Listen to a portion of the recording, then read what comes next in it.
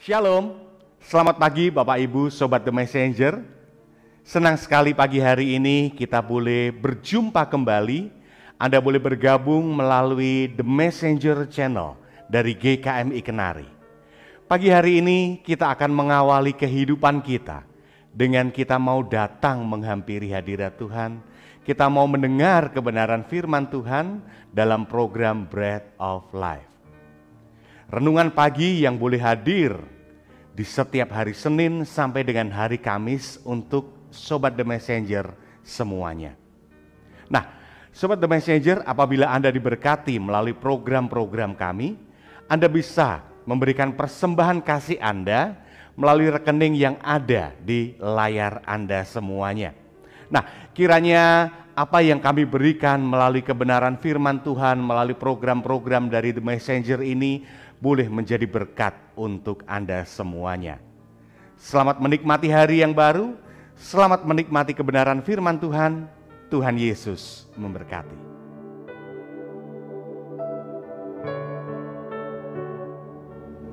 Selamat pagi Bapak Ibu Saudara-saudara Sobat Messenger, salam sejahtera untuk kita semua. Mengucap syukur pagi hari ini Tuhan karuniakan kepada kita hari yang baru, nafas hidup yang baru yang dapat kita nikmati, bahkan memberikan pertolongan kepada kita mengerjakan banyak hal di sepanjang hari ini. Bersama-sama dengan Sobat Messenger di dalam Bread of Life, kita akan mengawali hari kita dengan mendengar suara Tuhan, membaca firman Tuhan, agar semua kebenaran firman Tuhan dapat kita kerjakan, kita lakukan dalam kehidupan hari demi hari. Mari kita berdoa terlebih dahulu. Bapa kami surga, sungguh kami mengucap syukur, Engkau berkati kami sepanjang malam ketika kami tidur, dan pagi hari ini Engkau bangunkan kami dengan satu kehidupan yang baru, nafas hidup yang baru, bahkan anugerah yang baru yang dapat kami nikmati, yang menolong kami untuk mengerjakan banyak hal di sepanjang hari ini. Kami akan mengawali hari kami dengan duduk diam di bawah kaki Yesus, mendengar suara Yesus, mencari kehendak Tuhan. Roh Kudus yang tolong kami, firman Tuhan yang kami baca menjadi rema, menjadi bread of life bagi jiwa kami, dan kami didapati sebagai pelaku firman Tuhan yang setia. Di dalam nama Tuhan Yesus kami berdoa. Amin. Bapak Ibu Saudara-saudara Sobat Messenger, bagian firman Tuhan yang menjadi perenungan kita pada pagi hari ini diambil dari Injil Matius. Injil Matius pasal 19 ayat ke-13 hingga ke-15. Injil Matius pasal 19 ayat ke-13 hingga ke-15. LAI memberikan judul di sana, Yesus memberkati anak-anak. Demikian firman Tuhan. Lalu orang membawa anak-anak kecil kepada Yesus supaya ia meletakkan tangannya atas mereka dan mendoakan mereka. Akan tetapi murid-muridnya memarahi orang-orang itu. Tetapi Yesus berkata, biarkanlah anak-anak itu, janganlah menghalangi mereka datang kepadaku, sebab orang-orang yang seperti itulah yang mempunyai kerajaan surga. Lalu ia meletakkan tangannya atas mereka dan kemudian ia berangkat dari situ. Amin. Demikian firman Tuhan. Diberkati setiap kita yang membaca merenungkan firman Tuhan siang dan malam, menyimpannya dalam hati serta melakukannya dalam kehidupan hari demi hari.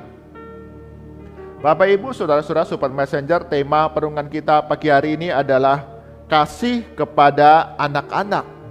Kasih kepada anak-anak. Thomas Barnado, dia belajar di sekolah medis di rumah sakit London pada tahun 1865.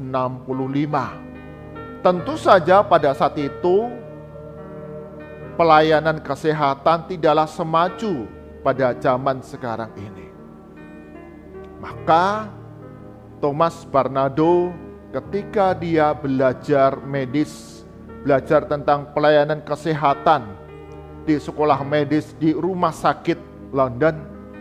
Sungguh dia banyak hal berlatih secara keterampilan, apa yang harus dikerjakan, apa yang harus dilakukan dengan obat-obatan yang terbatas.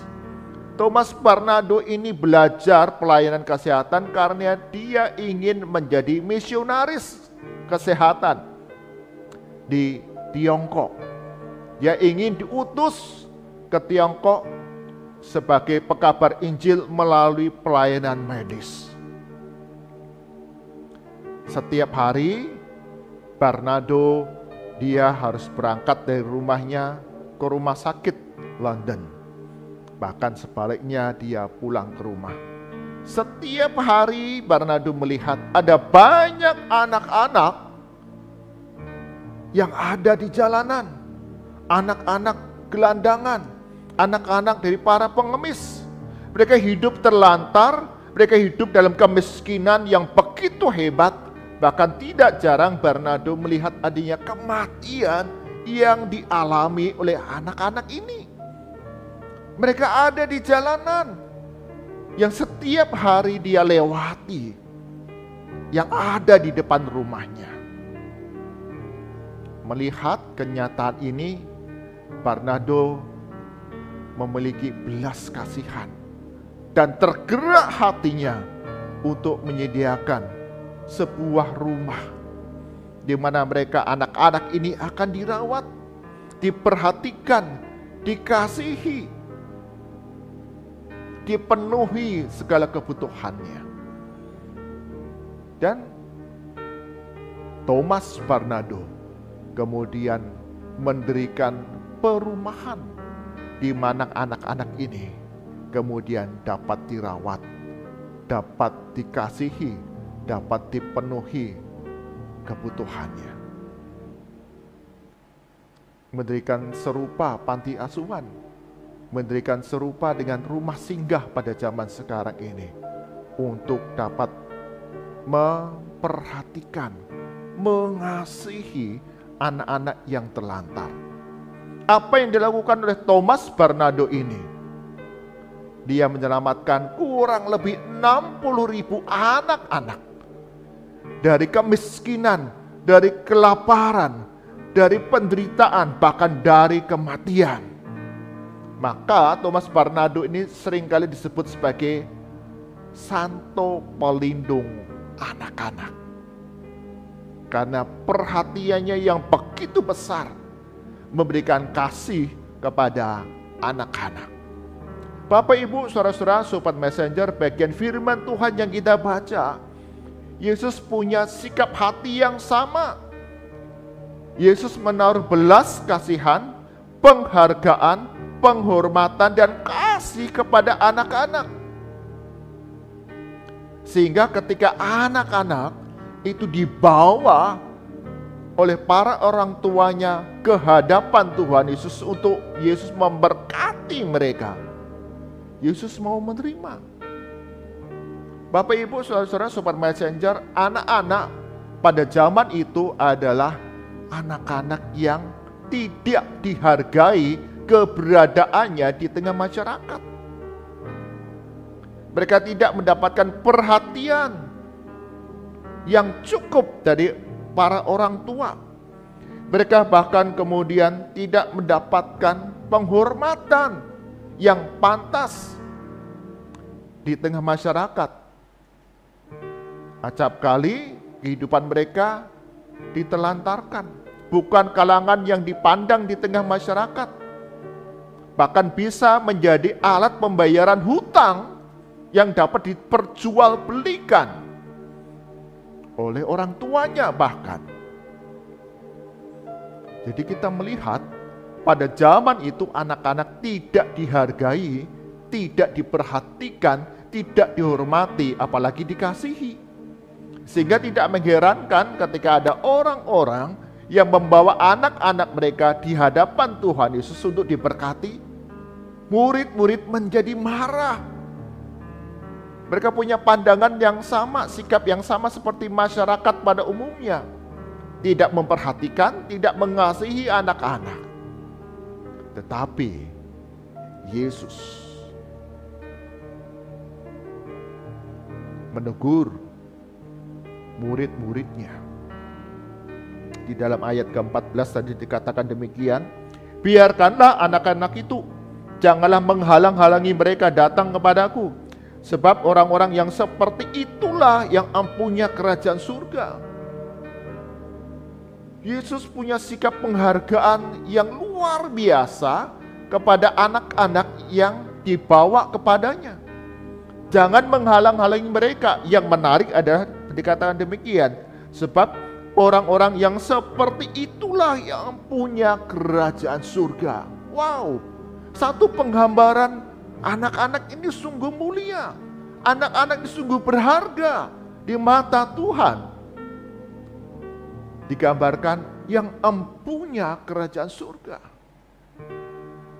yang Allah kasihi, yang berharga di mata Allah. Dan Yesus mau menerima anak-anak ini, merangkul mereka, memberkati mereka, memberikan kasih kepada anak-anak.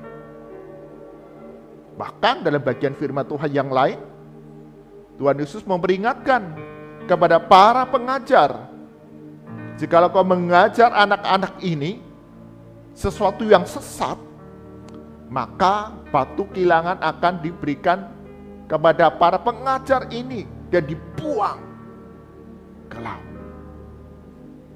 Mengingatkan kepada kita bahwa anak-anak sungguh berharga di mata Tuhan, di mata Allah. Sehingga setiap kita orang tua, orang-orang yang dewasa yang ada di sekitar kehidupan anak-anak juga punya sikap yang sama, penghargaan yang sama, kasih yang sama seperti Yesus Kristus yang menyediakan waktunya untuk memberkati anak-anak, merangkul, menghibur mereka. Bapak, Ibu, saudara-saudara, Sobat Messenger, anak-anak pada zaman sekarang ini kehidupannya tidaklah mudah. Mungkin kita melihat ada banyak kemudian fasilitas bagi anak-anak, tetapi mereka tetap ada di dalam ancaman bahaya. Kita melihat ada banyak anak-anak yang tidak lagi mendapatkan perhatian, waktu yang cukup dari para orang tua mereka. Mereka terjerat oleh gadget, HP. Mereka terjerat oleh film atau games permainan yang acap kali kita orang tua tidak mengetahui apa yang diakses oleh anak-anak ini, dan mereka dapat dipengaruhi oleh zaman sekarang ini. Ada anak-anak remaja yang bunuh diri karena dibully oleh teman mereka melalui media sosial. Orang tua tidak tahu. Dan inilah ancaman anak-anak dan remaja pada zaman sekarang ini. Bahkan belum lama ini kita melihat, mendengar ada berita-berita di mana anak-anak ini terancam bahaya diculik untuk diperjualbelikan. Bahkan ada organ tubuh yang akan dijual, dibunuh, dan organnya diperjualbelikan. Anak-anak, Bapak, Ibu, saudara-saudara, Sobat Messenger. Anak-anak pada zaman sekarang juga terancam oleh pengaruh narkoba. Kita tidak pernah tahu ketika anak-anak itu di sekolah atau di luar rumah dalam pergaulan mereka, ada orang-orang jahat yang memberikan narkoba dalam bentuk permen, dalam bentuk makanan. Anak-anak zaman sekarang ini sungguh membutuhkan perhatian dari kita orang tua, dari kita orang-orang dewasa yang ada sekitar kehidupan mereka. Ada banyak pengajaran sesat di media sosial, sehingga ada anak-anak yang punya sikap perilaku yang tidak benar. Saya pernah menjumpai Bapak Ibu Saudara, seorang anak kelas 2, kelas 3 dapat memaki-maki orang tuanya ketika sang orang tua tidak membelikan apa yang diinginkan oleh anak ini. Dari mana anak itu dapat memaki-maki orang tuanya? Dari pergaulan, dari media sosial. Dan inilah ancaman anak-anak yang ada di depan kita. Karena itu Bapak Ibu, Saudara-saudara, Sobat Messenger, belajar dari sikap teladan Yesus Kristus yang mau datang merangkul anak-anak, menyediakan waktu bagi mereka, memberkati mereka. Demikian juga kita, para orang tua, gunakan waktu, berikan perhatian, nyatakan kasih-Mu kepada anak-anak. Bahkan kita orang-orang dewasa yang ada sekitar anak-anak, kita punya sikap, tindakan, perilaku yang sama.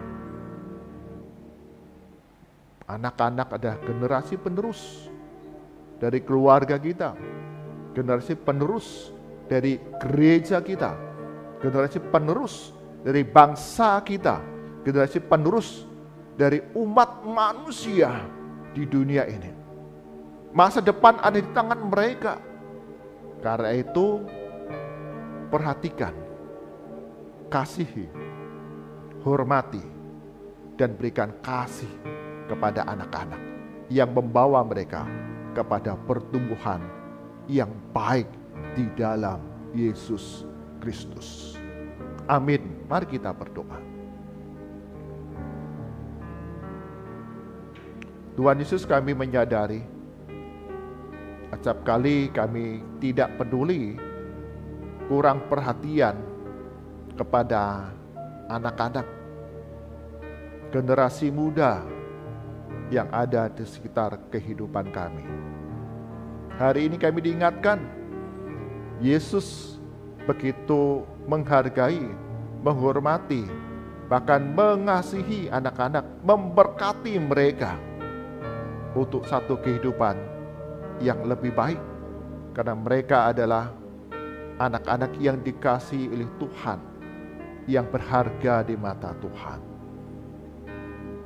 Tolong kami, para orang tua, tolong kami, orang-orang dewasa yang ada di sekitar kehidupan anak-anak pada zaman sekarang ini.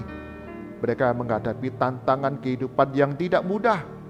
Meski fasilitas mudah diakses, tetapi tantangan kehidupan di masa kini tidaklah mudah bagi anak-anak.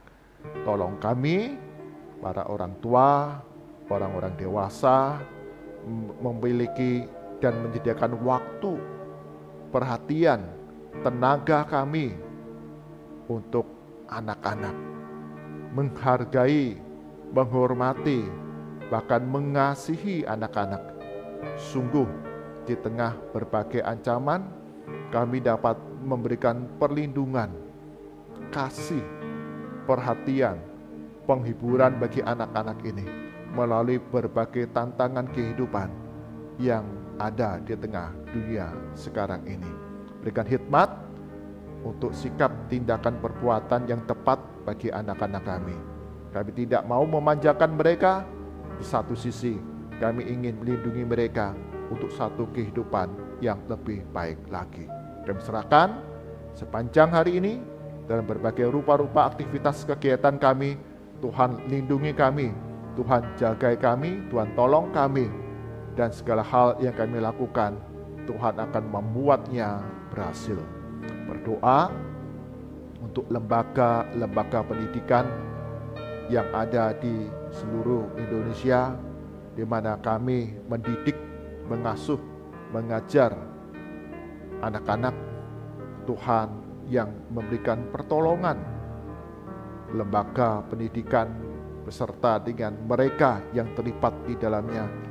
Tuhan berikan kasih, kesabaran, hikmat, kreativitas, kesungguhan dalam melayani, sehingga melalui pengajaran, pendidikan, pengasuhan, bahkan teladan hidup dari para guru, anak-anak ini boleh bertumbuh sempurna baik dalam segala hal karena Tuhan Yesus yang memberikan pertolongan.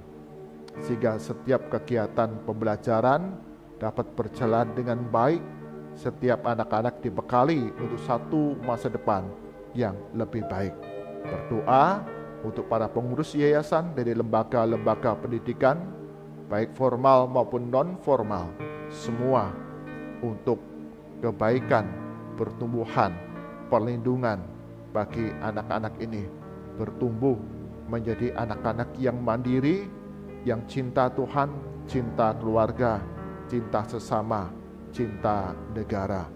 Kami serahkan bangsa dan negara kami Indonesia, khususnya untuk mereka yang terlibat di dalam pemberdayaan ibu dan anak, bahkan lembaga pendidikan yang ada, Tuhan yang memberikan pertolongan, berbagai program, berbagai proyek bagi pemberdayaan ibu dan anak sungguh dapat berjalan dengan baik, sehingga tantangan yang dihadapi oleh generasi muda bangsa dan negara kami Indonesia, khususnya anak-anak ini, dapat dikerjakan dengan baik. Institusi pendidikan semua melakukan peran tugas mereka dengan membawa satu pertumbuhan anak-anak, generasi penerus bangsa yang tangguh, yang beradab, beretika, dan takut akan Tuhan. Kami serahkan ya Tuhan untuk bangsa dan negara kami Indonesia ini, di dalam keberlangsungan selalu ada generasi-generasi muda, anak-anak Tuhan yang boleh terlibat membawa kemuliaan bagi nama Tuhan. Mari arahkan hati kita kepada Tuhan dan kita terima berkat dari Tuhan. Kasih karunia, hikmat, dan damai sejahtera dari Tuhan kita Yesus Kristus, pemeliharaan yang penuh kuasa dari Allah Bapa, penyertaan, penghiburan dari Roh Kudus, senantiasa berlimpah dalam kehidupan kita hari demi hari, menjadi pelaku-pelaku firman Tuhan yang setia, karena anugerah Tuhan melimpah dalam kehidupan kita dari sekarang sampai selama-lamanya. Amin. Bapak, Ibu, saudara-saudara, sobat messenger, Allah begitu mengasihi anak-anak. Mereka berharga di mata Tuhan, dan kita dipanggil sebagai orang tua, sebagai orang-orang dewasa yang ada di sekitar kehidupan anak-anak, memberikan perhatian, memberikan perlindungan, memberikan kasih kepada anak-anak, supaya bertumbuh menjadi pribadi yang berguna bagi bangsa dan negara, berguna bagi sesama, takut akan Tuhan, dan mengasihi keluarga. Tuhan Yesus berkati kita semua. Amin.